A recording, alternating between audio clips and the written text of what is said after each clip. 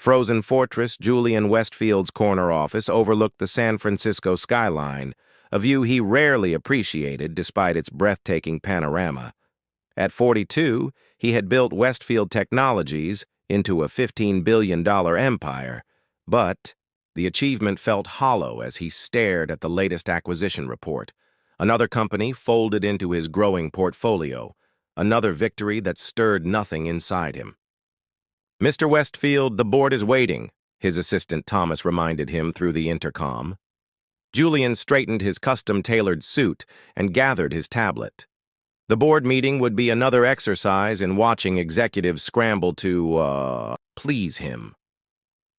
After witnessing his father lose everything to a business partner who happened to be having an affair with his mother, Julian had learned early that trust and emotion were liabilities in both business and life.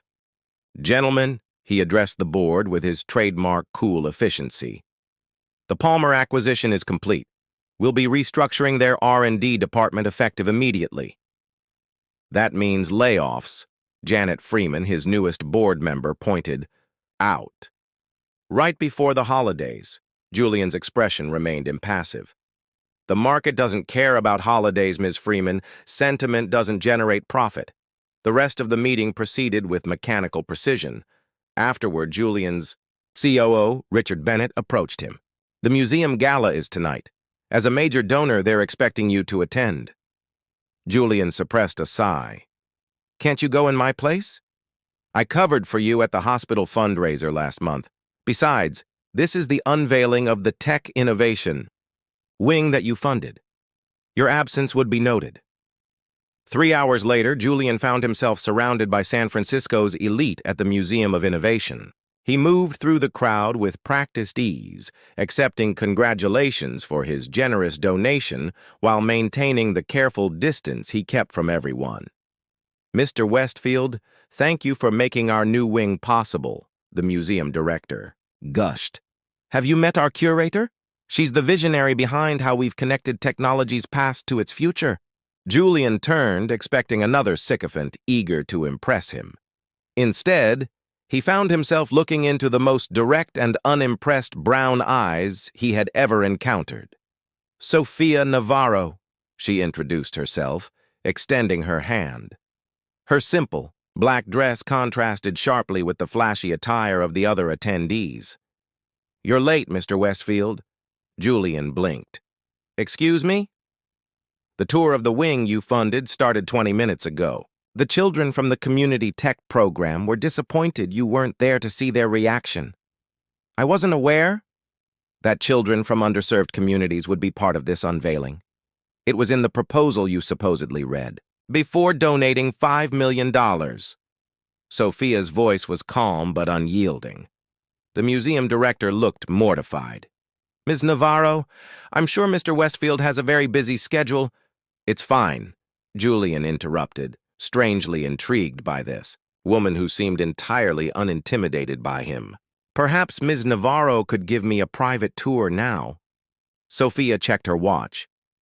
"I have 15 minutes before I need to coordinate the interactive demonstration. That should be enough time if we hurry." As she led him through the exhibits, Julian found himself studying her more than the displays. Sophia moved with purpose, her passion evident as she explained how they had designed the wing to inspire young people from all backgrounds. "This section connects the earliest computing innovations to today's technology," she explained, stopping before a display. "We've created interactive elements that allow children who might never own a computer to experiment with coding principles." "And this matters because?" Sophia turned to him, her expression suddenly intense. "Because innovation doesn't just come from people born into privilege, Mr. Westfield. Some of the most brilliant minds are currently stuck in underfunded schools without access to the tools that could change their lives, and potentially all of ours." For the first time in years, Julian felt something pierce his carefully constructed indifference. A strange discomfort at being seen as merely a checkbook rather than a partner in this vision. "The programs we're launching will bring 3,000 students through these doors this year," Sophia continued. "Your donation made that possible, so thank you. I just wish you cared about the impact beyond the tax write-off. Before Julian could respond, her phone buzzed. I need to go. The demonstration is starting. Feel free to join or not. She walked away without looking back, leaving Julian standing alone. He should have been annoyed by her presumption. Instead, he found himself following her, curious about this woman who had just done what no one had dared in years, speak to him as if his billions meant nothing at all. Unexpected cracks. Julian found himself returning to the museum 3 days after the gala. He told himself it was to see how his investment was being utilized, but the truth was simpler and more uncomfortable. Sofia Navarro had stayed in his thoughts. The museum was quieter on a Tuesday afternoon. As he walked through the main hall, he heard animated voices coming from the innovation wing. Following the sound, he discovered Sofia surrounded by a group of teenagers, all hunched over tablets, at a circular table. The key is understanding that coding isn't just about commands, it's about logic and creativity working together, she was explaining. Think of it as teaching a very literal friend how to make a sandwich. You can't skip steps. The students laughed, and Julian noticed how different Sofia looked today. Dressed in simple jeans and a burgundy sweater, her dark hair pulled back in a practical bun, yet somehow more vibrant than she'd been in formal attire. He stood back, observing how she moved from student to student, adjusting her teaching approach for each one. Some needed encouragement, others needed challenging. She seemed to intuitively know the difference. Mr. Westfield, she said without looking up from the tablet she was helping with. This is unexpected. Julian wondered how she'd noticed him. I wanted to see the programs in action. We're just wrapping up. Would you mind waiting 15 minutes? He nodded and wandered through the exhibits. When the class ended, he watched, as several students lingered to speak with Sofia privately. One girl appeared distressed, and Julian saw Sofia press something into her hand, a transit card, he realized. The student hugged her before leaving. Sorry about that, Sofia said, approaching him. Tanya's family is going through some difficulties. She sometimes needs help getting home. You gave her your own transit card, Julian observed. Sofia shrugged. I can walk home. She lives in Bayview. Julian's driver was waiting outside, yet this woman would walk miles to ensure her student got home safely. The realization made him uncomfortable. The program seems successful, he said, changing the subject. It is, Sofia agreed, gathering tablets into a storage cart. Though we've already outgrown our tech resources. These tablets were donated, used, and they're starting to fail. I've applied for additional grants, but technology moves faster than nonprofit funding cycles. Julian found himself saying, I could provide new equipment. Sofia looked up, her expression guarded. Why? The question caught him off guard. Most people simply said thank you and asked where to send the tax receipt. Because it's needed, he answered. There are many needs in the world, Mr. Westfield. What made you choose this one? Julian wasn't accustomed to explaining himself. Do you always interrogate potential donors? Only when I suspect their motivations might not align with our mission. She locked the storage cabinet. These kids aren't a charity photo op or a quick way to feel better about wealth inequality. That's not... Julian stopped himself, realizing he didn't actually know why he'd made the offer. I have no ulterior motive, Ms. Navarro. The program is worthwhile. She studied him for a moment, then nodded. In that case, thank you. We could use 30 new tablets and software licensing. I can send specifications to your office. As they walked toward the exit, Julian noticed framed artwork along the hallway, clearly created by students. Sofia paused when she saw him looking. Our summer program participants, she explained. They created digital art expressing their visions of the future. One image in particular caught Julian's attention, a collage showing hands of different skin tones building a bridge together, with code sequences flowing like water underneath. The artist had named it Connection.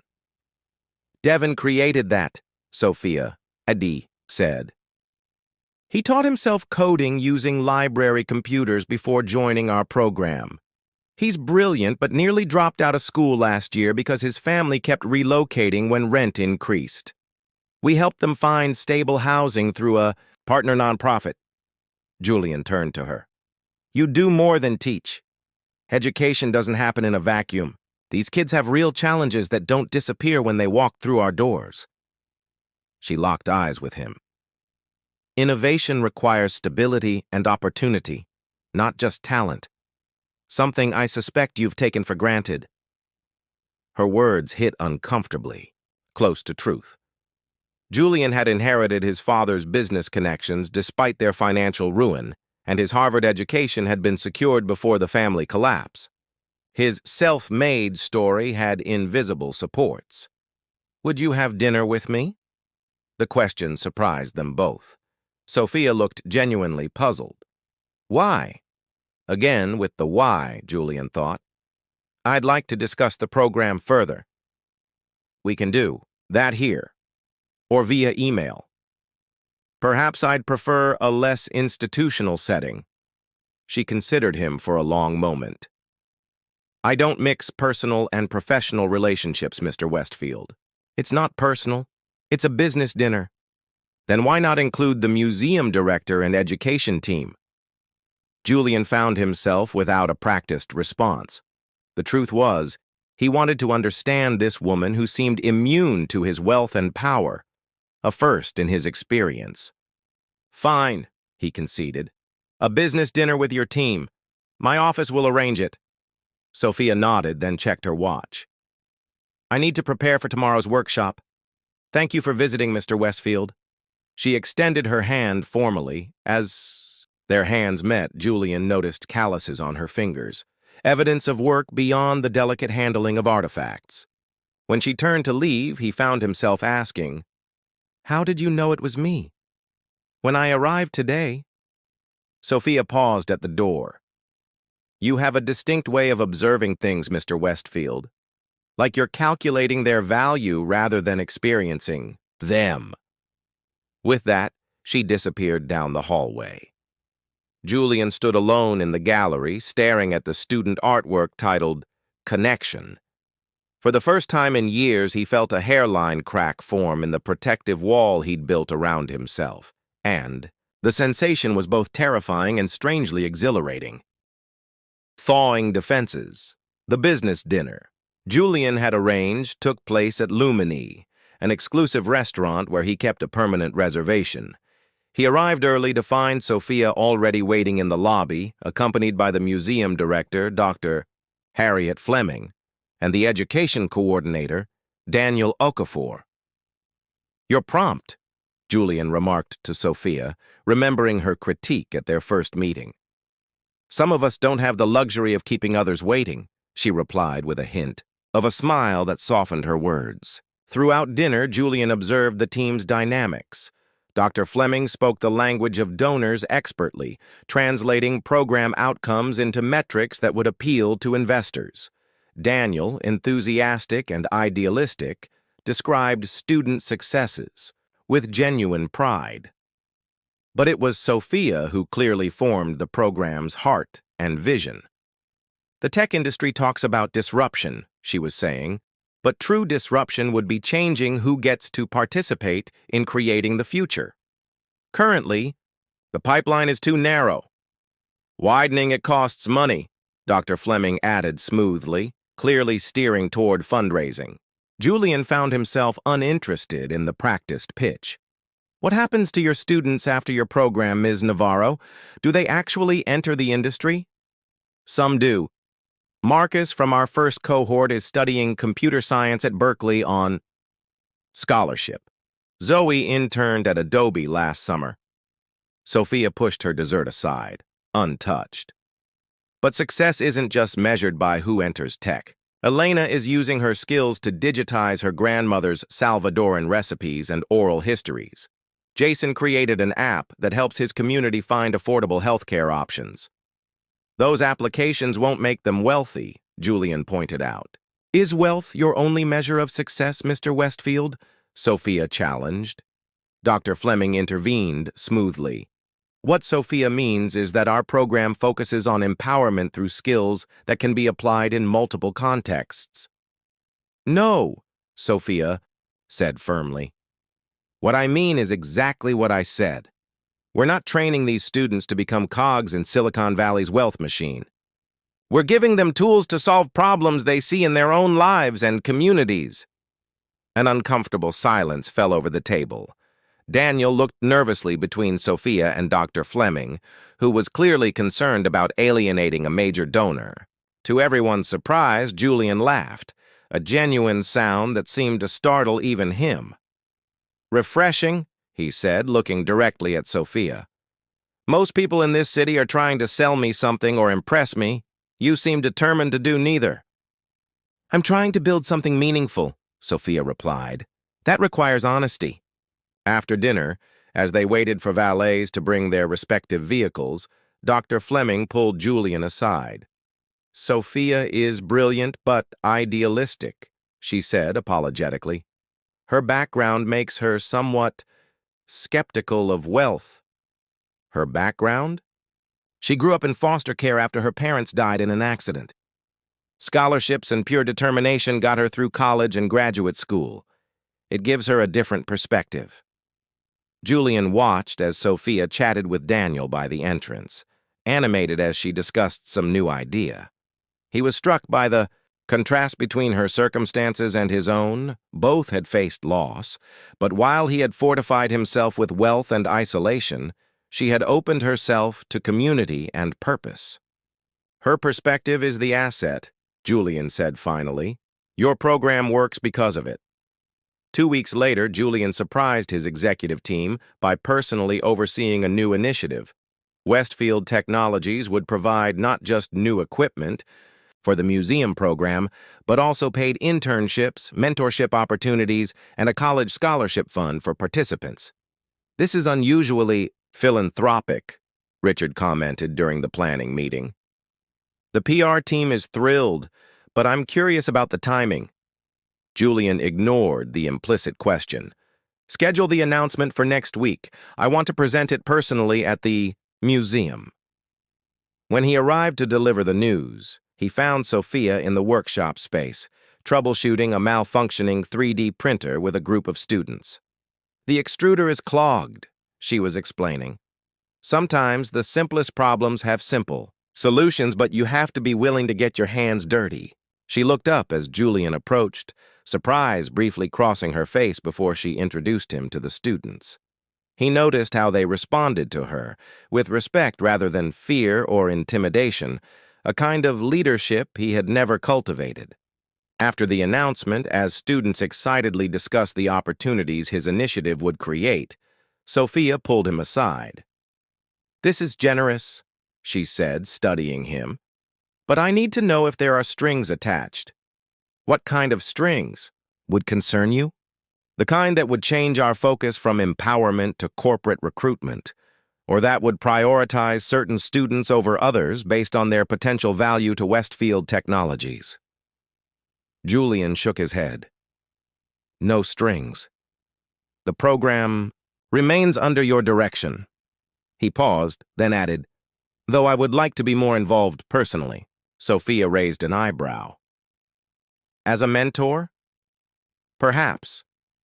Julian found himself uncharacteristically uncertain. I know technology and business. Those insights could be valuable to your students. They could, she agreed cautiously. But mentorship requires commitment and connection, Mr. Westfield. It's not something you can delegate or approach half-heartedly. I understand that. She considered him for a long moment. We have a weekend workshop in 2 weeks. You could start there, see if it's a good fit. Later that day, as Julian's driver navigated through evening traffic, his phone rang with a call from Richard about an acquisition prospect. Typically, Julian would have been fully engaged, analyzing the opportunity with cold precision. Instead, he found himself distracted, his thoughts returning to the workshop space and to Sophia's hands confidently disassembling the 3D printer. "Julian, are you still there?" Richard asked. "Yes," he replied, watching the city lights blur outside his window. "But I'm reconsidering our approach.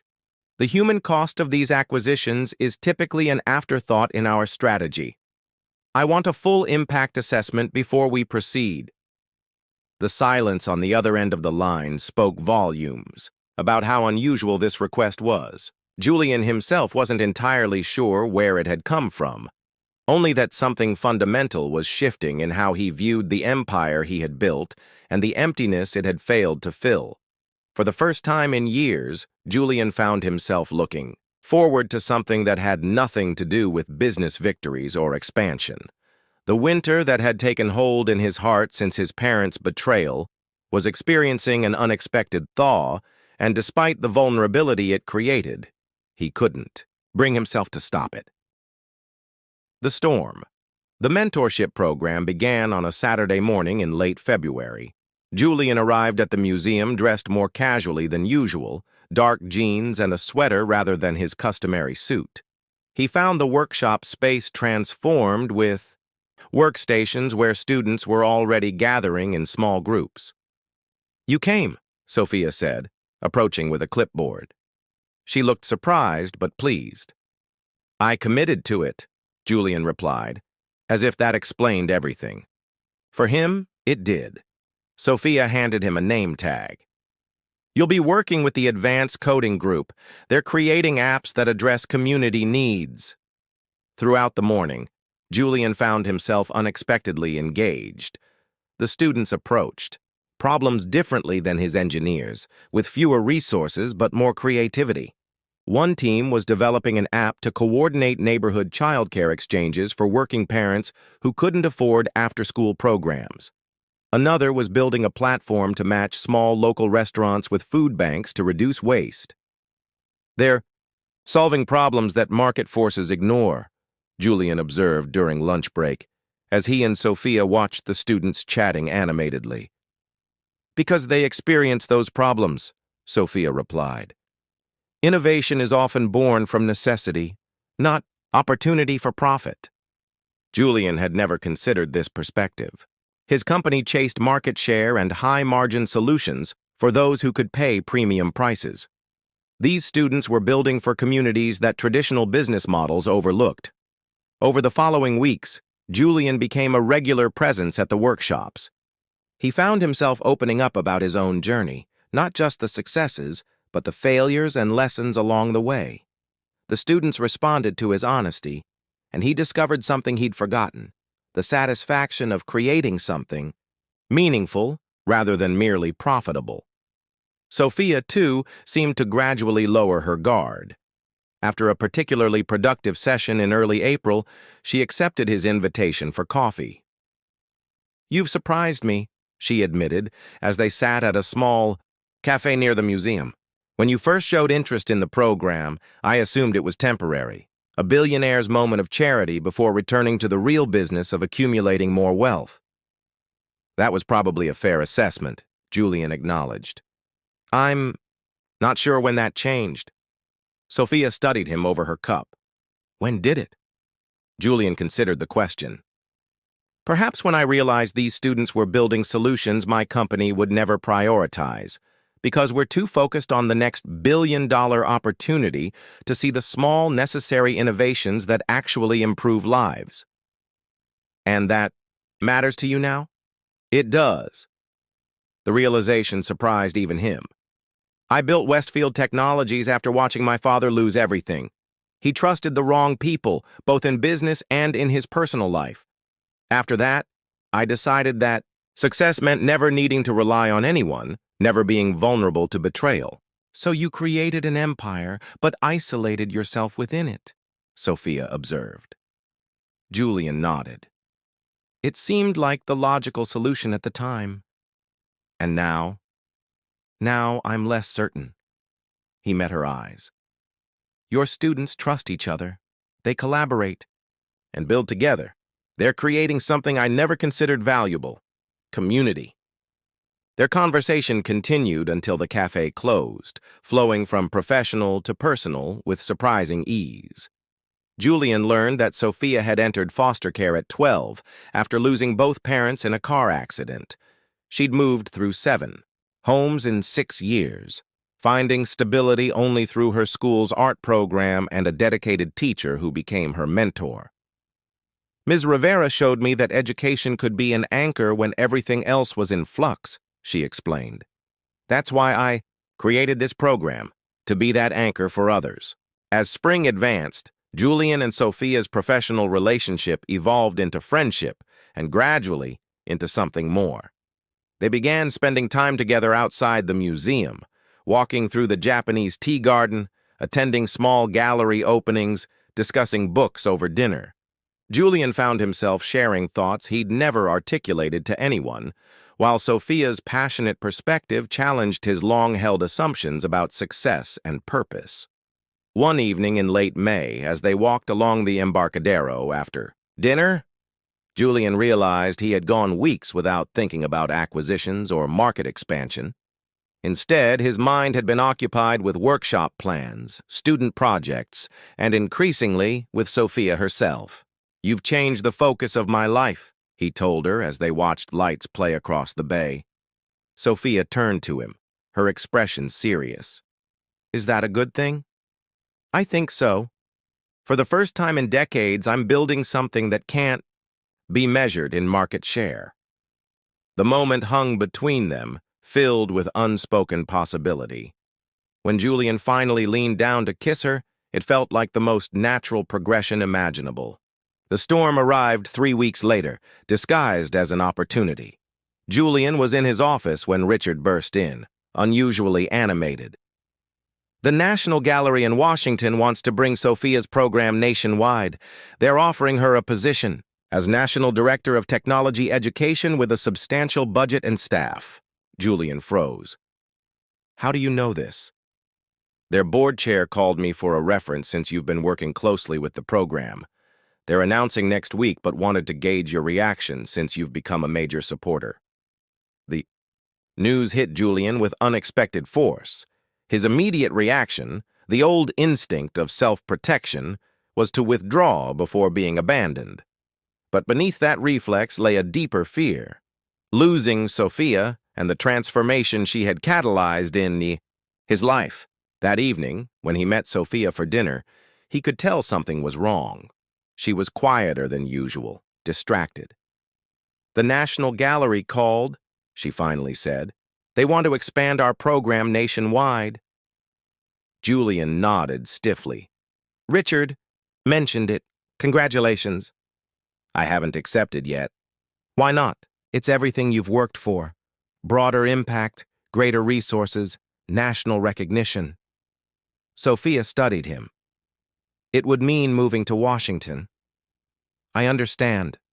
Julian's voice was carefully neutral, masking the turmoil beneath.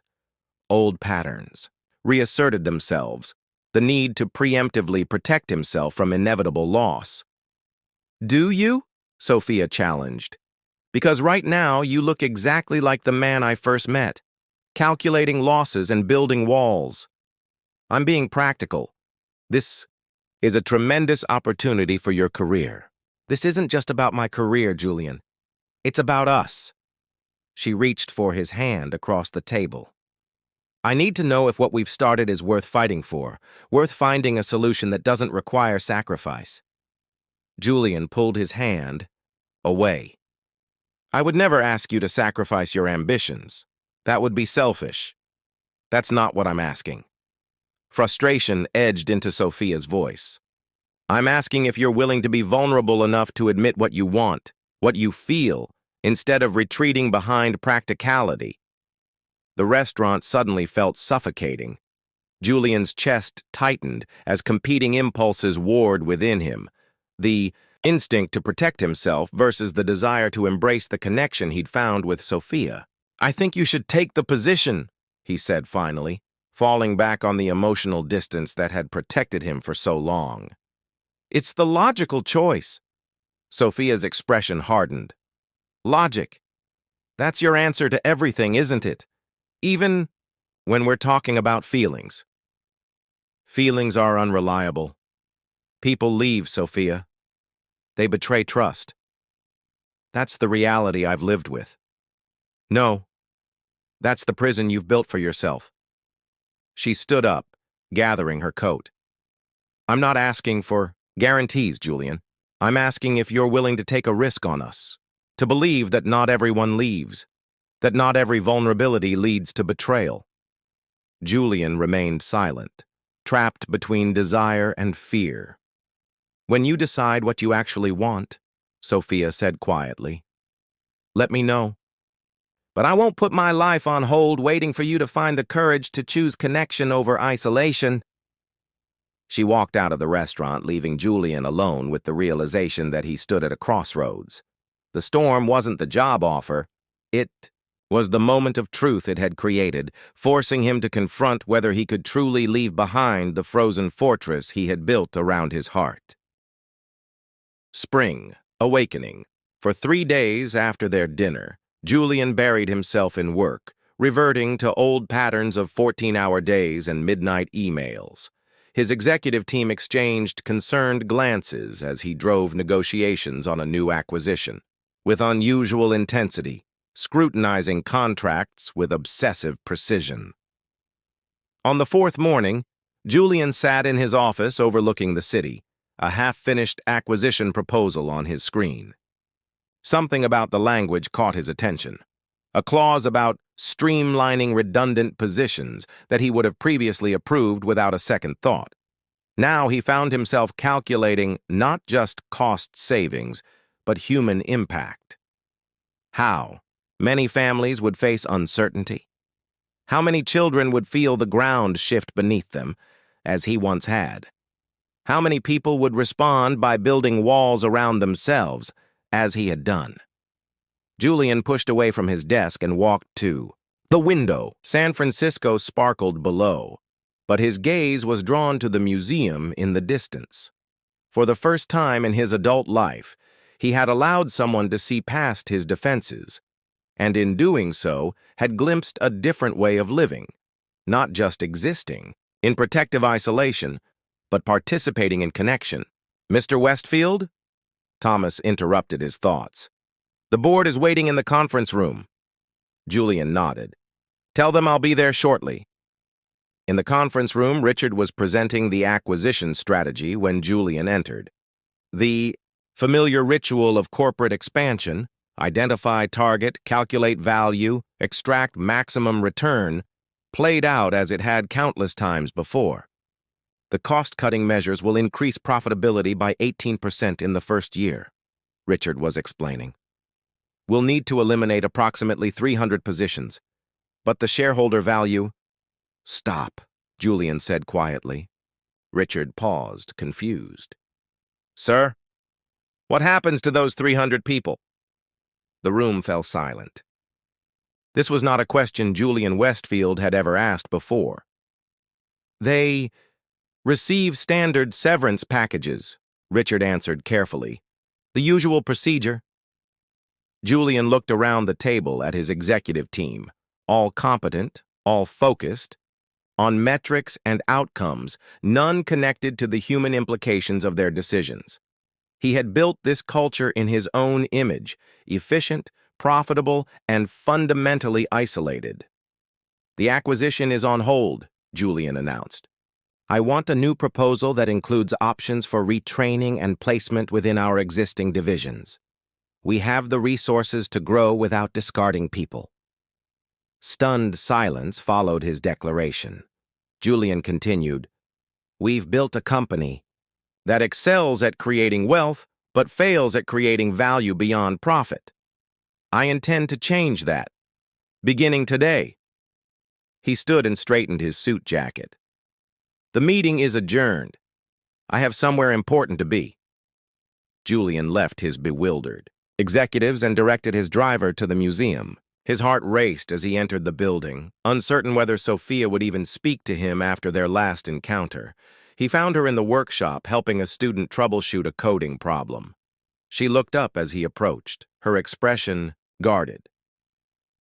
"Could we talk privately?" he asked. She nodded and led him to her small office. "I didn't expect to see you here again," she said, closing the door. "I've been thinking about what you said," Julian began. "About the prison I've built for myself." Sophia waited, neither encouraging nor discouraging him. "You were right," he continued. "I've spent 20 years perfecting a strategy for avoiding pain by avoiding connection. It was logical, efficient, and completely empty." He moved closer, his voice low with emotion he no longer tried to suppress. "I don't want to be that person anymore, Sophia. The man who calculates every interaction in terms of risk and return, who views vulnerability as weakness, who chooses isolation over the possibility of betrayal. What do you want, Julian?" Her question was gentle but direct. "I want a life that includes you," he answered simply. "I want to continue this transformation you've started in me. I want to build something meaningful together, whether that's here or in Washington or anywhere else." Sophia's expression softened. "You'd consider moving to Washington?" "I'd consider anything that keeps us together." Julian took her hands in his. "Westfield Technologies doesn't need me physically present to function. I've built systems that ensure that. What I haven't built, until now, is a reason to exist beyond work." Hope flickered across Sophia's face. "And now I understand what you've been teaching your students all along. That connection, community, and purpose are worth the risk of pain. That innovation isn't just about technology, but about how we choose to live our lives." Julian drew a deep breath. "I love you, Sophia. I should have said it at dinner instead of retreating behind practicality. I love the way you challenge me, the way you see potential where others see problems, the way you've shown me that true strength comes from opening yourself to others, not isolating yourself from them." Tears gathered in Sophia's eyes. "I was afraid you wouldn't be able to take that risk." "So was I," Julian admitted. "The walls I built were familiar, comfortable even in their isolation. But they've also kept me from experiencing anything real, anything that matters." He gently brushed a tear from her cheek. "I don't want safety anymore if it means missing the chance to love you. I want the messiness and uncertainty and joy of building a life together." Sophia smiled through her tears. "It won't always be easy. Real relationships never are." "I'm counting on that," Julian replied. "Easy has never taught me anything worth knowing." She laughed softly and moved into his embrace. "I love you too, Julian. I wasn't looking for this either. But here we are." "Here we are," he echoed, holding her close. "So what happens now? Washington? San Francisco? Some arrangement between the two?" Sophia pulled back slightly to look at him. "Actually, I've been thinking about that. The National Gallery's offer is remarkable, but I've proposed an alternative, establishing regional innovation centers instead of centralizing everything in Washington. I could direct the West Coast Center from here." Julian's eyes widened. "They agreed to that?" "They're considering it. Having the backing of Westfield Technologies would make it more appealing." Her expression turned thoughtful. "It would mean expanding what we've built here rather than starting over somewhere else." "I like that idea," Julian said, "not just for us personally, but because what you've created here deserves to grow on its own terms." Later that evening, they walked together along the same waterfront where they had shared their first kiss. The spring air was warm, carrying the scent of the bay and new possibilities. "I've been thinking about expanding the scholarship program," Julian said as they paused to watch the sunset. "Not just for technology education, but for foster children pursuing any field of study." Sophia squeezed his hand. "That would make a tremendous difference for kids like I was." I was also thinking about creating a venture fund specifically for innovations addressing community needs, the kind of solutions your students develop that traditional investors overlook. She looked up at him with a mixture of surprise and delight. You really have changed. Julian smiled, feeling lighter than he had in decades. Not changed so much as awakened. I built an empire to protect myself from ever feeling vulnerable again. In the process, I missed everything that makes vulnerability worthwhile. As the last light faded from the sky, Julian turned to face Sophia. My parents' marriage ended because it was built on false pretenses, social ambition on my mother's part, financial success on my father's. Neither of them ever saw the other for who they truly were. He took both her hands in his. What I feel for you is different. You've seen me at my worst. Cold, calculating, defensive, and still found something worth loving. You've challenged me to be better without asking me to be someone I'm not. That's what real love does, Sophia said softly. It doesn't demand perfection. It invites growth. Julian nodded, his heart full with a certainty he had never experienced in his pursuit of wealth and power. The billionaire who never believed in love, he mused. It sounds like the title of a story no one would believe. The best stories are often the least predictable, Sophia replied, rising on her toes to kiss him as the first stars appeared above the bay. In that moment, Julian understood that the fortress he had built around his heart hadn't protected him from pain. It had only prevented him from experiencing the profound joy of genuine connection. The winter of his isolation had finally yielded to spring, and with Sophia beside him, he faced the future not with calculated strategies for self-preservation, but with an open heart, ready to embrace whatever came next. For the first time since his childhood, Julian Westfield felt truly wealthy. Not because of the billions in his accounts, but because he had found the courage to invest in something far more valuable: love.